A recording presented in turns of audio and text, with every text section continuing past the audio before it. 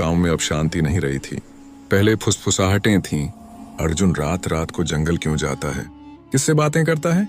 फिर फुसफुसाहटें शब्द बन गईं और शब्द आग। किसी ने कहा उसने अर्जुन को काली छाया के साथ देखा है। किसी ने दावा किया कि उसके साथ चलने वाली स्त्री की आंखें अंधेरे में चमकती हैं। धीरे धीरे वही बात झर बनकर फैल गई। अर्जुन किसी डायन के वश में है।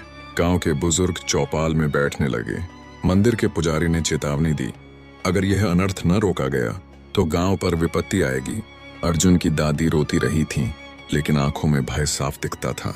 अर्जुन सब जानता था, फिर भी हर रात उसी वटवृक्ष के नीचे जाता रहा।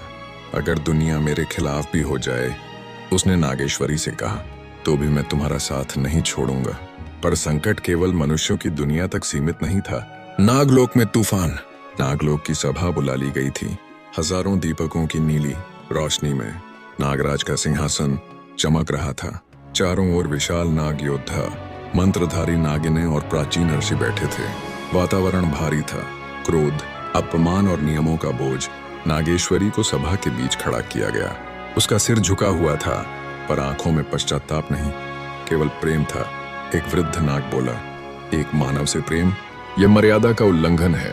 दूसरा गर्जा, आज उसे दंड नहीं दिया गया तो कल नागलोक का अस्तित्व संकट में होगा। नागेश्वरी ने साहस जुटाकर कहा, मेरा प्रेम पाप नहीं है।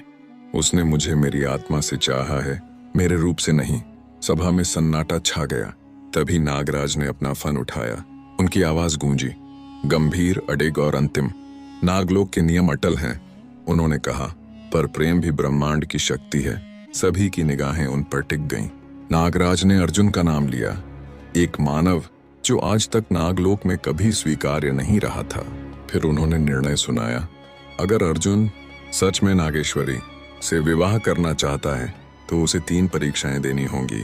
सभा में हलचल मच गई। 3 परीक्षाएं एक मानव के लिए?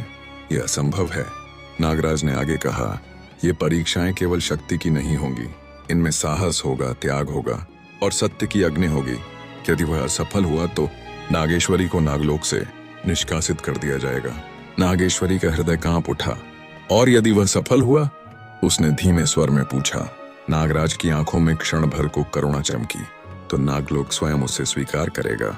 उसी रात जब अर्जुन वटवृक्ष के नीचे खड़ा था, धरती हल्की सी कांपी। नागेश्वरी प्रकट हुई।